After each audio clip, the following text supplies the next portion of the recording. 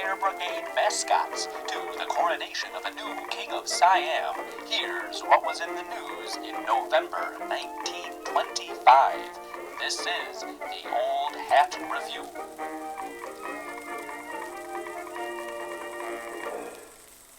The major news story of this month concerned the local elections held across the United States. Off-year elections can often be troublesome for the president's party, and this proved to be the case as major races in New York, New Jersey, Michigan, Pennsylvania, and Virginia all swung Democrat. President Coolidge's party was able to score a win in Philadelphia when Republican John Patterson was elected district attorney. Patterson then promptly died that very same night. One particularly consequential election was that of the mayor of New York City. Jimmy Walker was handily elected mayor with significant help from newspaper magnate William Randolph Hearst and the infamously nefarious Tammany Hall.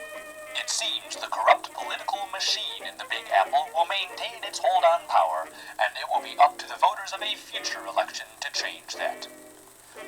But hey, if you live in New York City and you're upset about the election results, you can always leave on the new Orange Blossom Special. This new service by the Seaboard Railroad departs daily from New York City every morning and will have you in St. Petersburg, Florida by 8 p.m. the next day. All the while, you'll be rolling down the East Coast in a rail car so luxurious somebody really ought to write a song about it.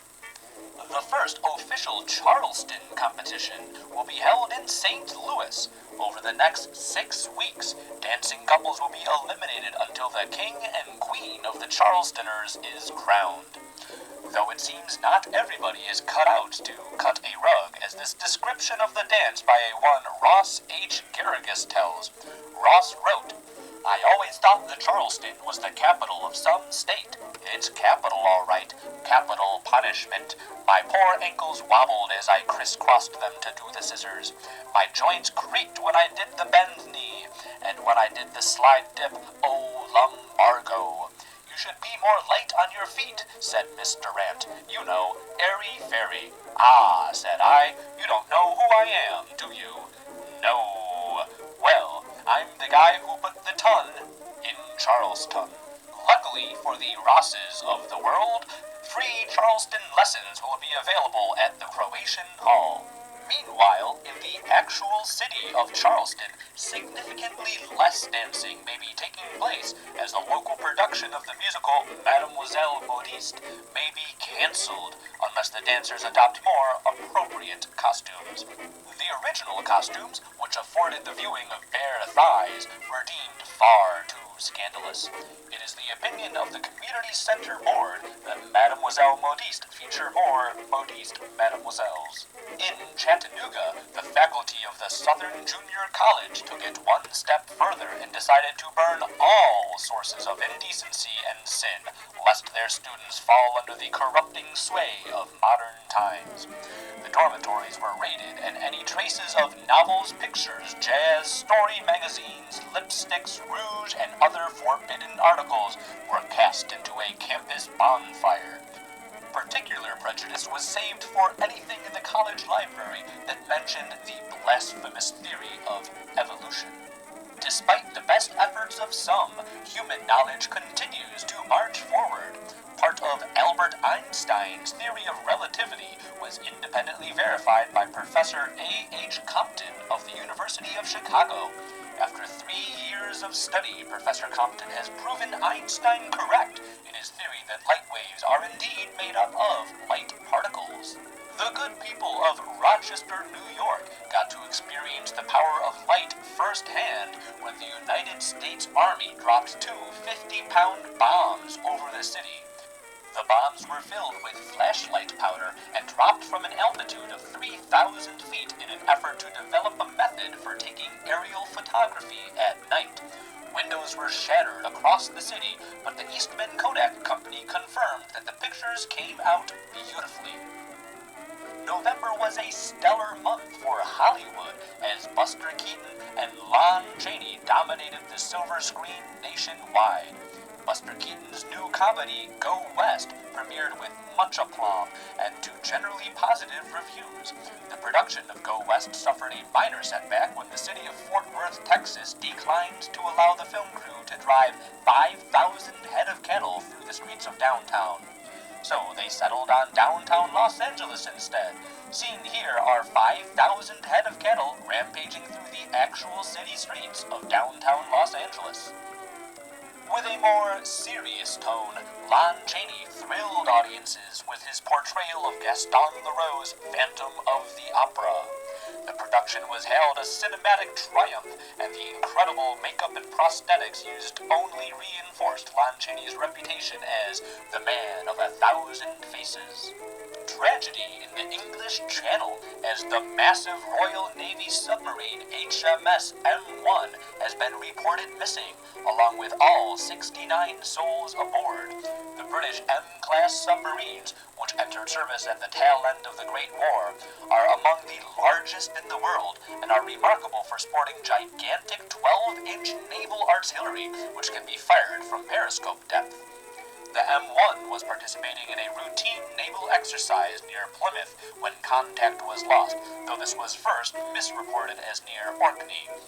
Initially, there was hope of a safe recovery, and the Admiralty undertook a tremendous and valiant search effort. However, that hope faded when the 21,000-ton Swedish steamer Vidar limped into port and reported a collision with an unseen underwater object. As of yet, the wreck has not been located. In a heartening gesture of goodwill, the body of German flying ace Manfred von Richthofen, better known as the Red Baron, has finally been returned to Germany.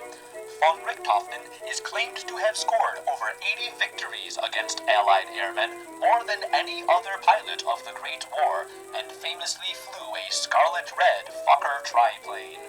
When he was shot down and killed over the Somme in 1918, the British were able to recover his body from the wreckage, and the Red Baron was initially buried near Amiens. German President Paul von Hindenburg attended the funeral, and a wreath was dropped into the grave from a squadron of airplanes in formation above. Many nations around the globe stood in somber remembrance on Armistice Day, commemorating the conclusion of the Great War, which ended just 7 years prior.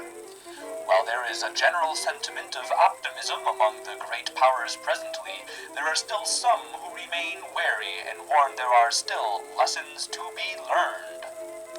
Italian Premier Benito Mussolini has decided the only lessons Italy needs to learn can be taught through supreme executive authority held entirely within his own hands. Il Duce has asked the Italian Senate to grant him full judicial expression, and he said the parliamentary system was good in the past, but today it is insufficient for the needs and passions of modern society. This move coincides with Mussolini successfully threatening the Corriere della Sera of Milan, the last free and independent newspaper in Italy. Now with full control over the press, the fascist party is free to propagandize the Italian public at will. Though it must be said, these moves to seize power did not go without resistance. Earlier this month, an attempt on Mussolini's life was foiled by fascist agents. Former member of the Italian Chamber of Deputies, Tito Zanniboni, was arrested in a hotel room overlooking the Chigi Palace with a rifle in his possession. The Italian government wasted no time in stirring up an anti-socialist fervor and dissolving the United Socialist Party in retaliation. Taking cues from Italy, a new fascist movement has begun to take form in the beer halls of Germany. Recently, in Chemnitz, Saxony, a meeting of local fascists devolved into an all-out brawl between German communists and the followers of an upstart politician named Adolf Hitler, who was recently released from prison. Perhaps this could be an individual worth keeping an eye on. As strongmen continued to seize power for themselves, November proved to be a consequential month for the royalty of the world. The House of Saud is on the upswing as Ibn Saud's forces near their completion of the conquest of the Kingdom of Hejaz. Mecca fell earlier this year, and as Medina nears capture, much of the Arabian Peninsula will soon be undisputably Saudi. As the House of Saud rises, the Qajar dynasty of Persia falls. The National Assembly gathered in Tehran and adopted a resolution deposing Ahmad Shah Qajar and installing Reza Khan into power. Whether this move will lead to the promised founding of a Persian republic or the establishment of a new dynasty remains to be seen. Further east, the king of Siam, Rama VI, has died without an heir. In his place, his younger brother, Prince Prajadeepak, succeeded to the throne. Rama VI was Oxford-educated and seen by many as a modernizing force in Siam, and some hope to see this continue through his successor. And lastly, Her Majesty Queen Alexandra Caroline Marie Charlotte Louise Julia of Schleswig-Holstein Sonderburg-Glücksburg, Dowager Queen of the British Empire and mother of King George V, has died.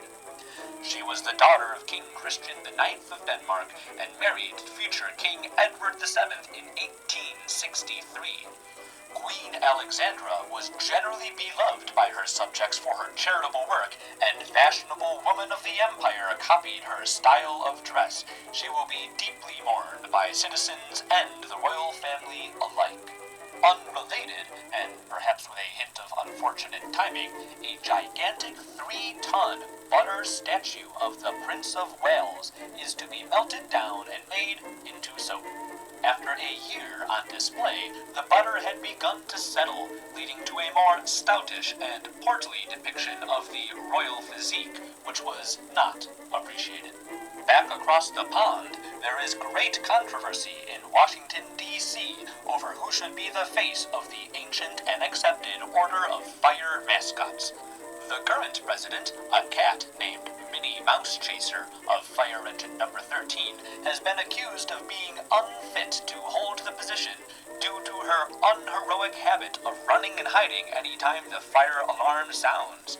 Her main rivals for president of the order include Ouija of Fire Engine number 1, Jerry of Fire Engine number 2, Buff of Fire Engine number 22, and Al of Fire Engine number 9, who have all put forth strong claims of bravery and dedication to their respective fire engines. Though lately, Al has been marred by scandal, as he was seen soliciting bribes from children in the form of ice cream and attempting to ride in baby carriages. Our last story of this month takes us to the White House, where President Calvin Coolidge and his family enjoyed a quiet Thanksgiving dinner. President Coolidge, often called Silent Cal for his breviloquence, did not have a Thanksgiving address for the nation. However, in the spirit of Thanksgiving, he did disclose one thing he was truly grateful for: whole wheat bread. That's all for this month. Thanks for watching, and have yourself a newsworthy day.